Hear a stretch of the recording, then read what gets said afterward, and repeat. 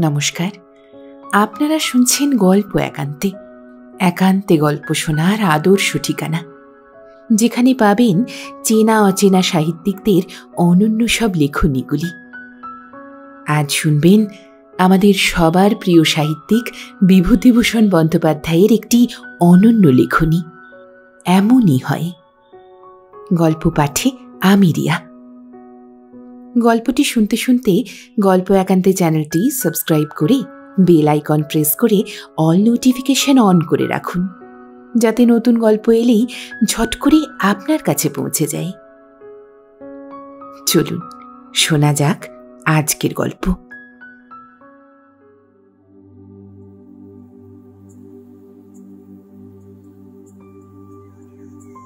আমার ছেলেবেলায় কামার বাড়ি বলতে আমাদের গাঁয়ে সাতু কর্মকারের বড় কোঠা বাড়িটা বোঝাতো। অন্য যেসব কর্মকার ছিল আমাদের গ্রামে, তাদের অবস্থা ছিল গাঁয়ের আর 5 জনের মতোই। কিন্তু ওদের ঘোড়ার গাড়ির কারখানা ছিল, কলকাতায় বাড়ি ছিল। আমাদের গরিব গাঁয়ের লোকের পক্ষে তা স্বপ্ন। ওদের বাড়িটা বছরের অধিকাংশ সময়তেই চাবি বন্ধ থাকত। 1-8 মাসের জন্য সাতকড়ি কর্মকার স্টেশন থেকে ঘোড়ার গাড়িতে করে বাড়ি আসত। এই বাড়ি আসার কথাটা একটু বুঝিয়ে বলি। সাতকড়ি আর নিবারণ 2 ভাই। তারা বছরের মধ্যে 11 মাস কলকাতায় থাকে। বাধ্য হয়ে থাকতে হয় ব্যবসার খাতিরে। কিন্তু তারা যে এই গাঁয়ের নামকরা রাশভারী অনেক লোকের চেয়েই বড়, সব বিষয়ে বড় লোক, এটা না দেখাতে পারলে গ্রামের লোকে বুঝবে কেন? কিন্তু তার অবসর মেলে না। মেলে বছরের মধ্যে মাত্র 1টি মাস। সুতরাং এই 1 মাসের মধ্যেই চাল চলনে, পোশাকে, পরিচ্ছদে, আচারে, ব্যবহারে গ্রামের লোককে চোখে আঙুল দিয়ে দেখিয়ে দেওয়াই চাই যে ওরা বড় লোক। কলকাতায় তাদের কি আছে না আছে গ্রামের লোকে দেখতে যাচ্ছে না। ওরা বেশ তৈরি হয়ে আসতো বড় মানুষই দেখাবার জন্য। যা দেখাবার এই 1 মাসের মধ্যেই দেখিয়ে যেতে হবে।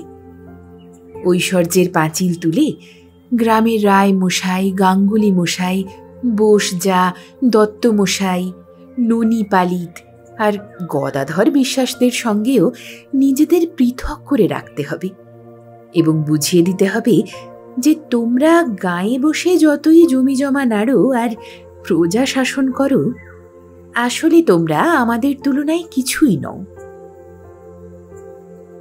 এই ঘোষণা করবার আটটা ওদের চমৎকার। বিদেশে যারা অবস্থাপন্ন হয়ে বাস করে, তারা নিজেদের গ্রামে এসে নিজেদের বড়ত্ব প্রচার করবার যে সাধারণ প্রণালীটুকু অবলম্বন করে, সেটা হচ্ছে পুজোর সময় বাড়িতে এসে ধুমধামে দুর্গোৎসব করা, কিংবা একটা করে পুকুর কাটা, কিংবা দুটোই একসঙ্গে। কিন্তু এদের প্রণালী ছিল আরও সূক্ষ্ম। ততটা ব্যয়সাধ্য নয়, অথচ আবেদনের গুরুত্বে সফলতর। স্টেশনে নেমে এরা 2খানা ঘোড়ার গাড়ি ভাড়া করে বাড়িতে আসত। সঙ্গে থাকত 2টি চাকর, একটা ঠাকুর, একটা ঝি। দামি বিছানাপত্রের মোট ঘোড়ার গাড়ির ছাদে সকলের দৃষ্টি আকর্ষণ করত। ঠাকুর চাকরেরা বসে থাকত ছাদে কোচম্যানের সঙ্গে। ওদের পরনে থাকত ধপধপে ফর্সা কাপড়। একটা ঝুড়িতে নানা রকমের ফল বোঝাই থাকত। গাড়ি থেকে জিনিসপত্র নামাবার সময় নিবারণ হেঁকে বলতো, ওরে, ফলের ঝুড়িটা সাবধানে নামা, রাঁচির পেঁপেগুলো যেন নষ্ট না হয়ে যায়। আনারস কটা দেখে শুনে নামা। চারিপাশে ইতিমধ্যে গাঁয়ের ছেলেপিলেরা ভিড় করত। 2-1 জন পথ চলতি লোকও হাঁ করে তাকিয়ে দেখত ভিড়ের মধ্যে থেকে। তাদের মধ্যে হয়তো কেউ বলতো, এ কর্মকার মশাই বাড়িতে এলেন। হয়তো তা শুনে সাতকড়ি বলতো, তা তো এলাম, কিন্তু কি যে কষ্ট কলকাতা থেকে জিনিসপত্র নিয়ে আসা। তবু তো সেকেন্ড ক্লাস রিজার্ভ করে এলাম, তাও মধুপুরের কুঁজোটা নামাতে গিয়ে ভেঙে গেল। ও ঠাকুর, এই বাক্সটা ধরে নামাও, কাঁচের বাসন আছে। এই প্রণালীর আবেদন সূক্ষ্মতর, কিন্তু আদৌ ব্যয়সাধ্য নয়। আমরা যে যার বাড়িতে এসে ঘটা করে বর্ণনা করতাম আমাদের গরিব বাপ মায়ের কাছে ওদের ওই ঐশ্বর্যবহুল সাড়ম্বর গৃহপ্রবেশ। লোকের মুখে মুখে গ্রামান্তরে ছড়িয়ে পড়ত। তারপর ওরা যতদিন থাকত, প্রতিদিনে নানা ঘটনায় ওরা বুঝিয়ে দিত ওদের সঙ্গে এই গ্রামের লোকের তফাৎ কতখানি। সাতকড়ি ছিল বড় ভাই, নিবারণ ছোট। নিবারণের ছেলে ছিল মাত্র একটি, তার নাম সতীশ। তখন তার বয়স 19-20। পড়াশোনা কতদূর করেছিল জানি নে, বাবা ও জ্যাঠামশাইয়ের ব্যবসায়ে শিক্ষানবিশি করত সে সময়ে। সাতকড়ি ছিল নিঃসন্তান। দুই বড়লোক ভাইয়ের ওই এক ছেলে। তার কাপড় জামা জুতো যে ধরনের ছিল, আমরা তেমন কখনো চোখেও দেখি নাই। কোনোদিন হয়তো আমরা তাকে ঘিরে হাঁ করে ওদের বাড়ির সামনের পথে দাঁড়িয়ে কলকাতার গল্প শুনছি। ওর জ্যাঠামশাই হেঁকে ডাক দিল, ও সতে, লুচি জুড়িয়ে গেল যে, ঠাকুর কতক্ষণ বসে থাকবে তোমার খাবার নিয়ে? সকলের খাওয়া হয়ে গেল, তোমার কেবল গল্প। আমাদের গ্রামের অনেকেই ওদের বৈঠকখানায় গিয়ে বসতেন ওরা বাড়ি এলে। সাতকড়ি দামি শাল গায়ে দিয়ে 8 আঙুলে 10টা সোনার আংটি পরে রূপোর গড়গড়া টানতে টানতে তাদের সঙ্গে কলকাতার ব্যবসার গল্প করত। তার মধ্যে 1,00,000-2 লাখের নিচে কোনো টাকার অঙ্কই ছিল না। আমাদের পাড়ার রায় মহাশয়, বিশ্বাস মহাশয়, গাঙ্গুলি মহাশয়েরা হাঁ করে অবাক হয়ে শুনতেন, আর বোধহয় ভাবতেন এত টাকাও জগতে আছে। সাতকড়ি কর্মকার এইভাবে গল্প শুরু করত, আসুন গাঙ্গুলি দাদা, প্রাত প্রণাম, বসুন, চা খাবেন? না ভায়া, এখনো আহ্নিক হয়নি, থাক। তাহলে সন্ধ্যের সময়ে অবশ্যই এসে চা খেয়ে যাবেন, ভালো চা। আমার এক খদ্দের চা বাগানের মালিক, রায়বাহাদুর বটকৃষ্ণ দত্ত, লেবু বাগান, তিনি পাঠিয়ে দেন ফি বছর। এর নাম অরেঞ্জ পিকো, চা গাছের পাতার কুঁড়ি থেকে হয়। অনিল চক্রবর্তী বললেন, তারপর নিবারণ কেমন কাটলো এবার কলকাতায়? নিবারণ গলা ঝেড়ে নিয়ে গম্ভীর সুরে বললে, কাটলো ভালোই, তবে খাটতে খাটতে জান বেরিয়ে গিয়েছে। এখানে এসে একটু জিরিয়ে নিয়ে বাঁচলাম। কেন? দাদা, সে কথা আর বলবেন না। 50,000 টাকার লোহা কিনে ফেলে রেখে এসেছিলাম পাটনায় এক হিন্দুস্থানি লোহাওয়ালার দোকানে। তারপর সে লোহা আর আসে না। 3 বার সেজন্য ছোটাছুটি করলাম সেখানে। আমাকে পাটনার সকলেই চেনে, সকলেই খাতির করে। বাজারে বেরুলেই বলবে, আসুন বাবু। বাবু ছাড়া নাম ধরে কেউ ডাকবে না। তারা বললে, এমন জুয়াচোরের ফাঁদেও আপনি গিয়ে পড়েছেন। সে লোহা বেশি দাম পেয়ে অন্য জায়গায় বেচে দিয়েছে। তারপর তারপর তারপর আর কি, নালিশ মোকদ্দমার ভয় দেখিয়ে উকিলের চিঠি দিয়ে অনেক কাণ্ড করে তবে সে লোহা উদ্ধার করলাম। অনেক টাকা খরচ হয়ে গেল তাতে। সাতকড়ি অমনি উঁচিয়ে বসে আছে। সে অমনি বলবে, টাকা খরচের কথা আর শুনে কি হবে ভায়া? আমাদের পর্তা পড়ে যে খারাপ, শুধু বাজে টাকা খরচ লেগেই আছে। পোস্তায় লঙ্কার মহাজন আছে এক মাদ্রাজি, তার হয়ে মাল গস্ত করতে গেলাম চাটগাঁয়ে। জুড়ন বণিক আর হারাধন বণিক চাটগাঁতে বড় আড়তদার, দুজনের আড়ত থেকে 70,000 টাকার লঙ্কা খরিদ করলাম। হুন্ডিতে টাকা দেব, হুন্ডি বন্ধ হয়ে গেল। এদিকে মাদ্রাজি টাকা পাঠায় না। আমি তো ঠায় চাটগাঁয়ে বসে টেলিগ্রাম করলাম, জবাব নেই। তখন নিজে কলকাতায় এসে মহাজনের সঙ্গে দেখা করে খুব বকাঝকা দিলাম। তা বললে, বাবু অসুর হয়েছে, ছেলের অসুখের খবর পেয়ে দেশে চলে গিয়েছিলাম, এই নিন টাকা। আবার সেই টাকা নিয়ে চাটগাঁ ছুটি। টাকা দিতে যাব, অন্য আড়তদারেরা ডেকে বললে, বাবু মাল নেবেন না? বাজার পড়ে গিয়েছে, কলম্বো থেকে লঙ্কার অর্ডার একদম বন্ধ। বায়না যা দিয়েছেন যায় যাক, মহাজনের টাকাটা বাঁচান।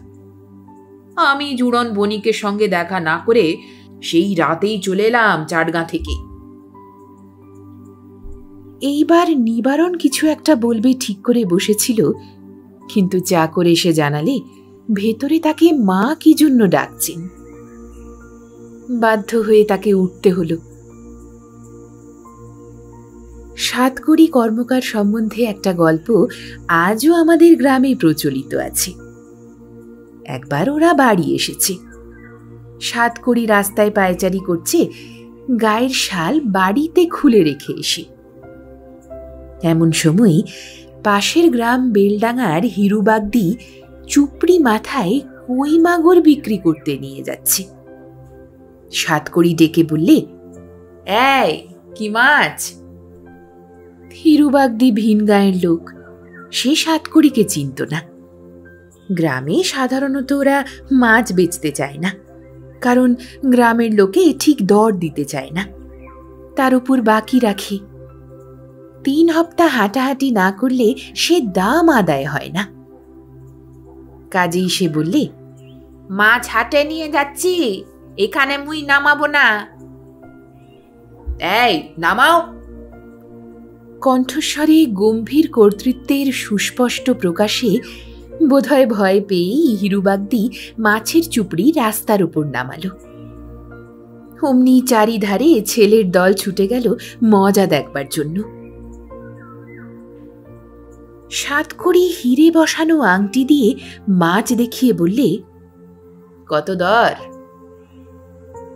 দর কম হবে না বাবু, হাটের যা দাম তাই নেব। মাগুর 9 আনা আর কই 8 আনা। সাতকড়ি আংটি নেড়ে বললে, 10-20 হাজারে মরি নে, যত মাছ আছে সবগুলো নামিয়ে দিয়ে যাও। হিরুবাগদি এতক্ষণেও মানুষ চেনেনি। সামান্য 1-8 সের মাছ কিনতে গিয়ে 10-20 হাজারের কথা বলে, এমন লোকও সে কখনো দেখেনি। মাছ নামিয়ে দিয়ে সে তখন পালাবার পথ খুঁজে পায় না। বাইরে এসে আমাদের বললে, উনি কেডা গো? আমরা বললাম, কামার বাড়ির কর্তা। তা কি আর মুই চিনি বাবা? বলে কি না 10-20 হাজারে মরিনে, মরা বাঁচার কথা মুই কি বললাম? মাছ কিনতে এসে অমন কথা বলবার দরকারটাই বা কি? মুই আর আসবো না এদিকে মাছ বেচতি।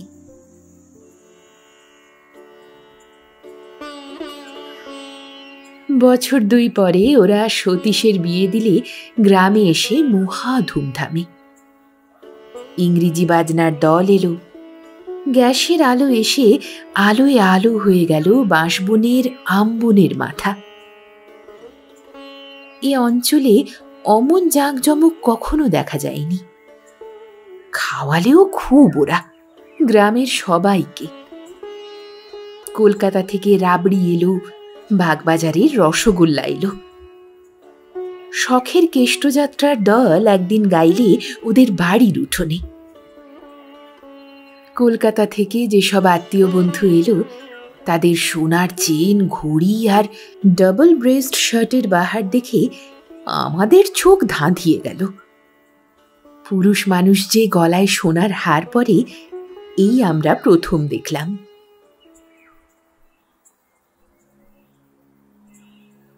এসব হলো আজ থেকে 40 বছর আগেকার কথা।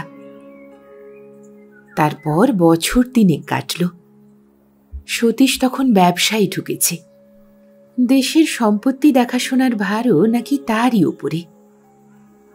সে উপলক্ষে সতীশ একটু ঘন ঘনই দেশে আসতে লাগলো।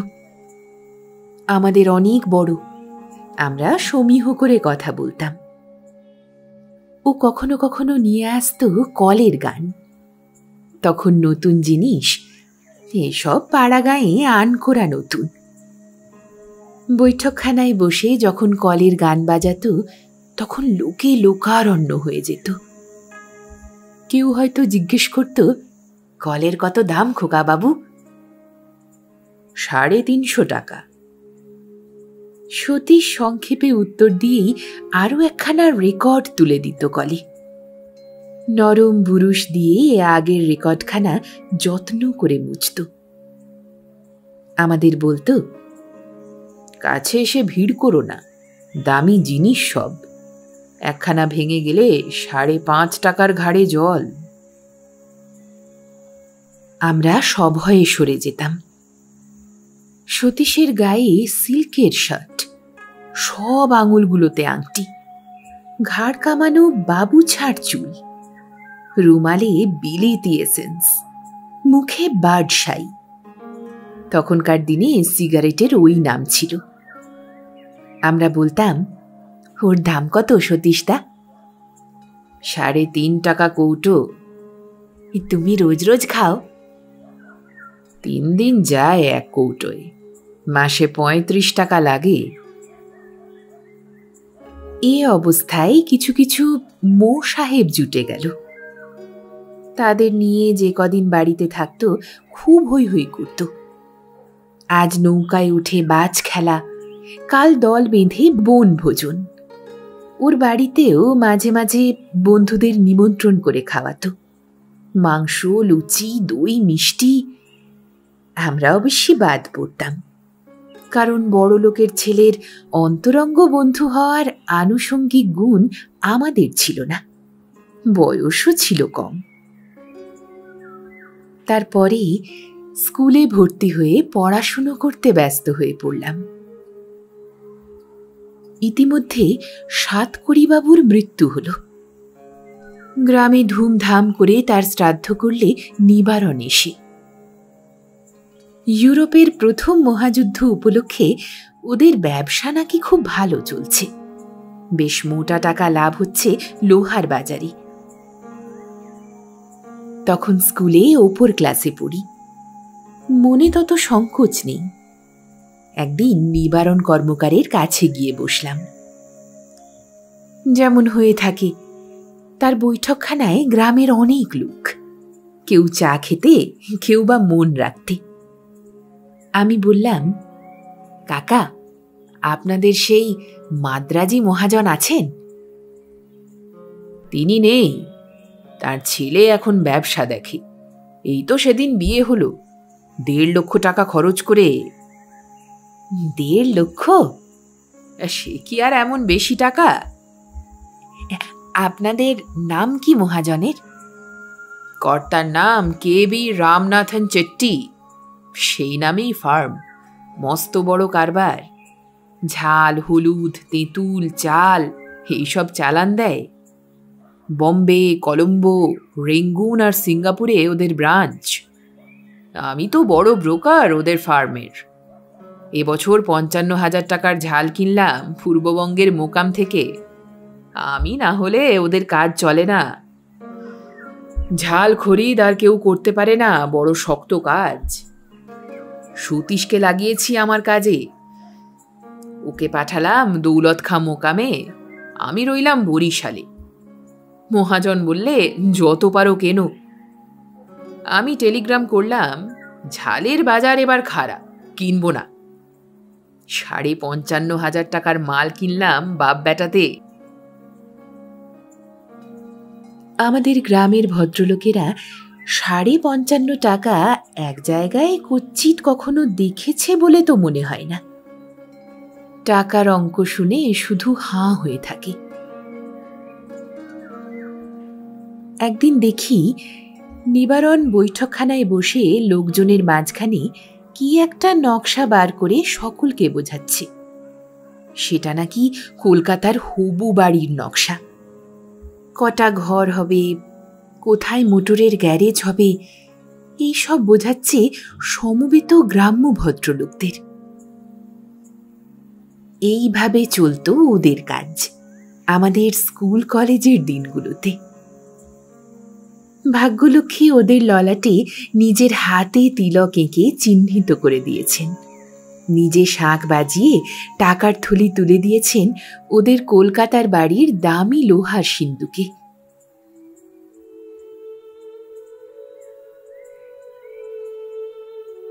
এরপর অনেক দিন কেটে গেল।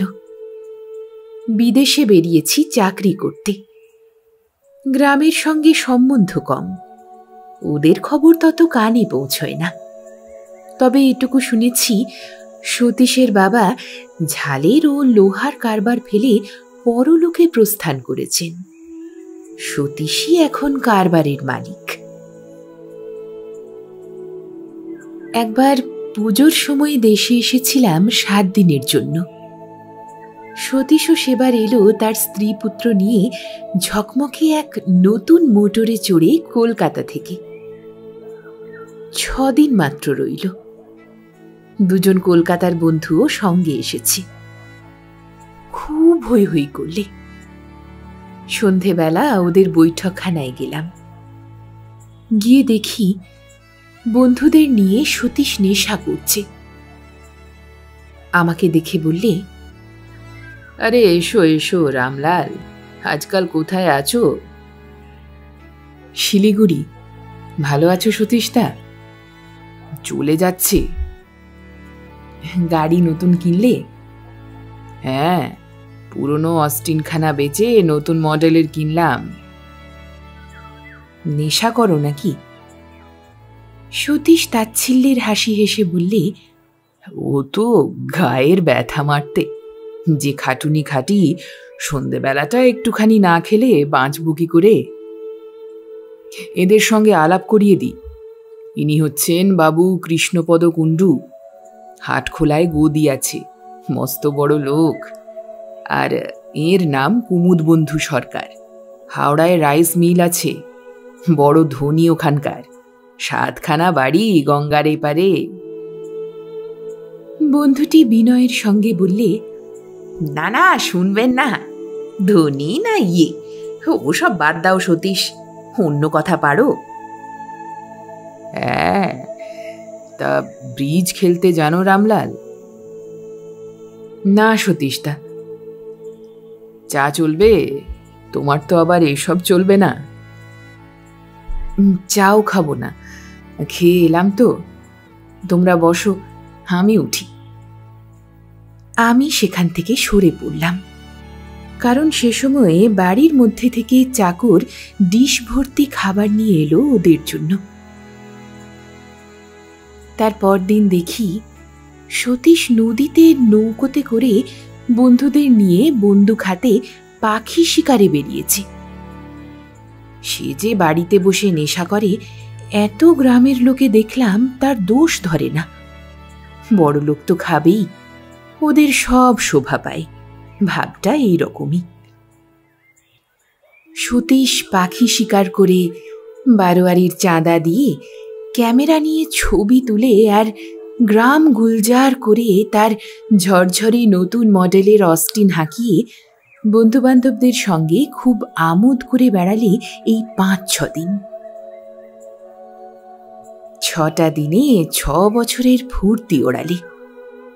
আমাকে বললে, একদিন যেও হে রামলাল আমাদের কলকাতার বাড়িতে।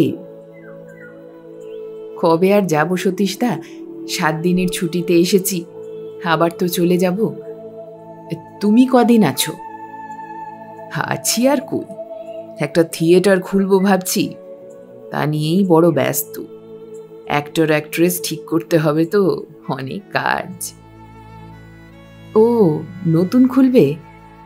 হ্যাঁ ভাই, আর্ট থিয়েটার। একেবারে নতুন জিনিস, বুঝলে? যদি হয় তবে একটা নতুন জিনিস হবে। ঝাল হলুদ এইসব নিয়ে আর ভালো লাগে না, এবার অন্য পথ ধরব। আগের ব্যবসা একেবারে ছেড়ে দেবে? না না, সেও থাকবে। বিখ্যাত অ্যাক্টর শরৎবাবুর নাম শুনেছ? তিনি হলেন আমার এই বন্ধু কুমুদের শালা। কুমুদকে দিয়েই তাকে নামাবো আমার থিয়েটারে। আর তোমাদের সেই মাদ্রাজি মহাজন আছে? তাদের সঙ্গে আমার একটু গোলমাল চলছে। জ্যাঠামশাই আর বাবাকে তারা খাটিয়ে নিত, সে মেঘদারে টাকা দিত না। আমার সঙ্গে তো তা চলবে না। বাবা আর জ্যাঠামশাই ছিলেন সেকেলে মানুষ, তারা অত শত বুঝতেন না তো। হ্যাঁ, তা তো বটেই। আমি সিঙ্গাপুরের একটা ফার্মের সঙ্গে সরাসরি কারবার করবার চেষ্টা করছি। নিজে খরিদ করে অপরকে মুনাফা খাওয়াবো। বাবা আর জ্যাঠামশাইয়ের মতো অত বোকা আমি নই। হ্যাঁ, তা তো বটেই সতীশদা। বড়লোকদের সঙ্গে মতভেদ তর্কাতর্কি আমাদের মতো গরিব লোকের সাজে না। অন্য কথা পারলাম। সতীশ টিন খুলে সিগারেট ধরালে। ও কোথায় নাকি একটা জমি কিনেছে, সেখানে ফুল আর টমেটোর চাষ করবে, সেই সবই গল্প করলে। আমি বললাম, সতীশদা, ছেলেবেলায় তুমি বার্ডশাই খেতে, মনে আছে? তখন তো তাই ছিল, সেসব কি আজকের কথা? তখন আমার বয়স 20 কি 22, আর এখন হলো 37-38। মাথার চুলে পাক ধরেছে। এখানে ভালো লাগছে সতীশদা? হ্যাঁ। আচ্ছা, বলতে পারো ট্যাংরার বিল পর্যন্ত মোটর চলবে এই বর্ষাকালে? না বোধহয়। যাবে নাকি? যেতুম তো, সেখানে জলপিপি আর হাঁস বেশ পাওয়া যায় জানো। হ্যাঁ, আমি তো ও খবর রাখি নে, বলতে পারবো না। দিন 2 পরে যথেষ্ট ফটো তুলে যথেষ্ট শিকার করে নতুন মডেলের অস্টিনে চড়ে বন্ধুবান্ধবদের সঙ্গে সতীশ চলে গেল কলকাতায়। আমি চলে গেলাম আমার চাকুরি স্থল শিলিগুড়িতে।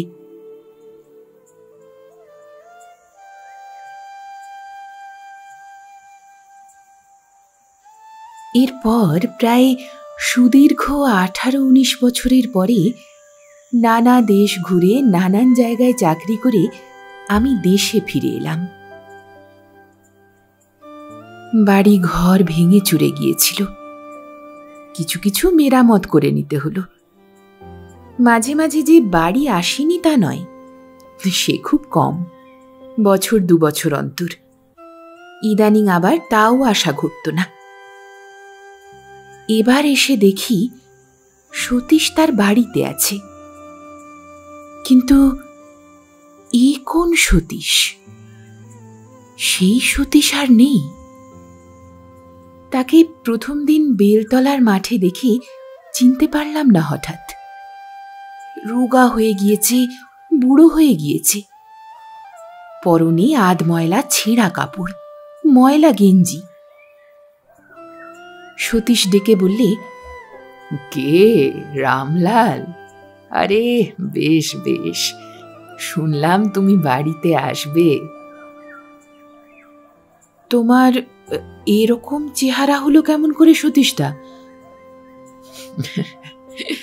একদিনে হয়নি, অনেক দিনে হয়েছে। তুমি তো অনেক দিন পরে দেখলে, তাই নতুন লাগছে। এখানেই আছো নাকি আজকাল? তা প্রায় 8-9 বছর বাড়িতে আছি। বড় কষ্ট পাচ্ছি ভাই, কঠিন হাঁপানি রোগ, সেই সঙ্গে লিভারের বেদনা। যখন ধরে তখন শেষ করে দেয়। এদিকে এসেছিলাম গরুটা খুঁজতে, তা পেলাম না। যেও সন্ধেবেলা। সতীশের খবর মাঝে মাঝে বিদেশে আমার কানে এসে যে একেবারে পৌঁছয়নি এমন নয়। শুনেছিলাম ওদের ব্যবসা নেই, কলকাতার বাড়ি নাকি বিক্রি হয়ে গিয়েছে। পাওনাদারেরা সব বেচে কিনে নিয়েছে। থিয়েটার করতে গিয়েই সব গেল। তবে সেই সতীশ যে একেবারে এমন অবস্থায় পৌঁছেছে তা বুঝিনি। রাসবিহারী মুখুজ্জের কাছে কথাটা বলতেই রাসবিহারী বলে, ও কে? সতীশের কথা বলছো? এখনো কিছু বোঝনি বাপু? সতীশের মা কি বউ তোমার কাছে যায়নি? কেন? ওই দেখো আবার বলে, কেন? ভিক্ষে করতে, নইলে পেট চলবে কি করে? বলেন কি? এত দূর হয়েছে তা তো ভাবিনি। এখনো খবরটা পাওনি তুমি দেখছি। কাল সকালেই যাবে। আমরা তো বাপু বিরক্ত হয়ে গেলাম। বলে নিত্যি নেই দেয় কে, আর নিত্য রোগী দেখে কে। ওর মা সর্বদা যাবে, চাল দাও, পয়সা দাও, তেল দাও। ওদের অবস্থা এমন হলো কেন? আবার বলে কেন? তা হবে না? নেশা করে করে বদ খেয়ালে ইয়েতে বাপ জ্যাঠার পয়সাগুলো ঘোচালে। থিয়েটার করতে গিয়ে বাড়িখানা গেল কলকাতার। পাওনাদারেরা ডিগ্রি করে যথা সর্বস্ব নিয়েছে। এখানকার জমি জমাও ক্রোক দিয়ে নিয়েছে। কবিঘে ধানের জমি আছে বুঝি, তাও সারা বছরের ভাত হয় না তাতে। এখন ছাই ফেলতে ভাঙা কুলো সেই গায়ের ভিটে, আর যাবে কোথা? তাছাড়াও বাঁচবেও না।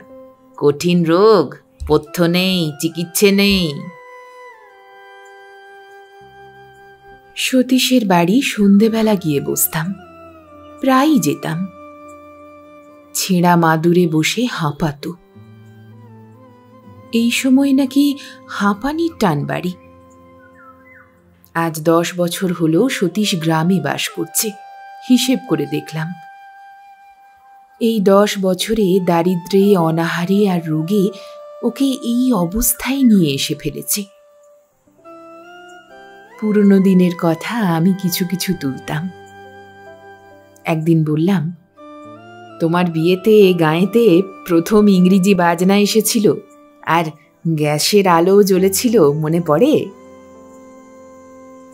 সতীশ হাঁপাতে হাঁপাতে বলতো, আর ভাই বাদ দেও সব কথা, এখন গেলেই বাঁচি। আর সহ্য হয় না কষ্ট, সে সব মনে নেই ভাই। মনে নেই কি গো? আর মনে থাকে? কোথা থেকে মনে থাকবে? রোজ একটা করে টাকা না হলে সংসার চলে না, তাও তো নুন ভাত খেয়ে কোথা থেকে মনে থাকবে বলো কি?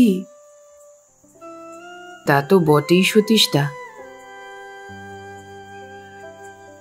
সকালে একদিন বাড়িতে বসে আছি। সতীশের মা এসে বললেন, বাবা একটা কথা বলবো, আমায় 4 আনা পয়সা দিতে পারো? আফিং চাই রোজ 4 আনার, কাল জোগাড় করতে পারিনি। খোকা তো পেট ফুলে দম আটকে যায় আর কি, মা হয়ে দেখতে পারিনি, তাই তোমার কাছে একটু এলুম বাবা। আবার একদিন ওর বউ, আবার একদিন ওর মা। শুধু খোকার আফিংয়ের পয়সা 4 আনা। বাড়িতে স্ত্রীকে বলে দিলাম, এরা এলে যেন ফিরিও না, 4 আনাই দিও। স্ত্রী বললে, তুমি শুধু দেখো 4 আনা, ভেতরের খবর তো জানো না। কামার বউ এসে চায়ের দুধ নিয়ে যায়, চাল নিয়ে যায়। একখানা পুরনো শাড়ি দিলাম, বললে পরবার কাপড় নেই, দিন, না হলে মান যাবে। কি করি আর, দিলাম। ওরা নাকি খুব বড় লোক ছিল। গৃহিণীকে বললাম পুরনো দিনের কথা। আমি তখন বালক। সাতকড়ি ও নিবারণ কর্মকারের শালের জোড়া আর দাসদাসীর বাহার। 10-20 হাজারে মরত না নিবারণ কর্মকার।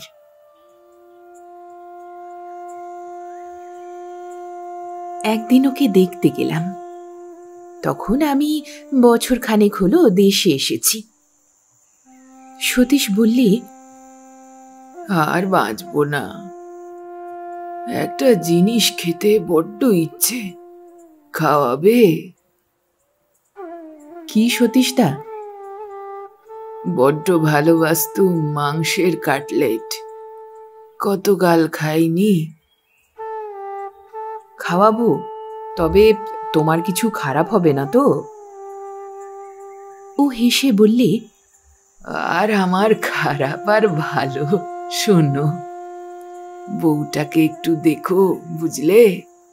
ভালো মানুষের মেয়ে, বড় খোয়ার করলাম, কষ্ট হয়। তুমি বরং। হাঁপের টানে ও আর বেশি কিছু বলতে পারলে না। আমি বাধা দিয়ে বললাম, ও সব কি কথা সতীশদা, কিচ্ছু ভয় নেই তোমার। আমি কাটলেট নিয়ে গেলাম। কাটলেট খেয়ে খুব খুশি। বেশি খেতে পারলে না, 2-1খানা খেয়ে ওর স্ত্রীকে দিয়ে দিলে। বললে, আহ, কতকাল খাইনি, আগে তো আগে। একটু ম্লান হাসি হেসে চুপ করলে। সতীশ আরও 1 বছর ধুঁকতে ধুঁকতে টিকে গেল। হাঁপানিতে কষ্ট পায়, মরে না সহজে। অবশেষে মারা গেল। ওর স্ত্রীও সেই বছরের মধ্যেই মারা গেল। গ্রামের লোকে চাঁদা করে গঙ্গায় দিয়েছিল দুজনকেই। সতীশের মা কিন্তু আজও বেঁচে আছেন, কোনো অসুখ নেই, দিব্যি শরীর। মুখুজ্জে বাড়ি, বাসন মেজে আর ছোট ছোট ছেলে মেয়েদের দেখে সেখানে দুবেলা খেতে পান।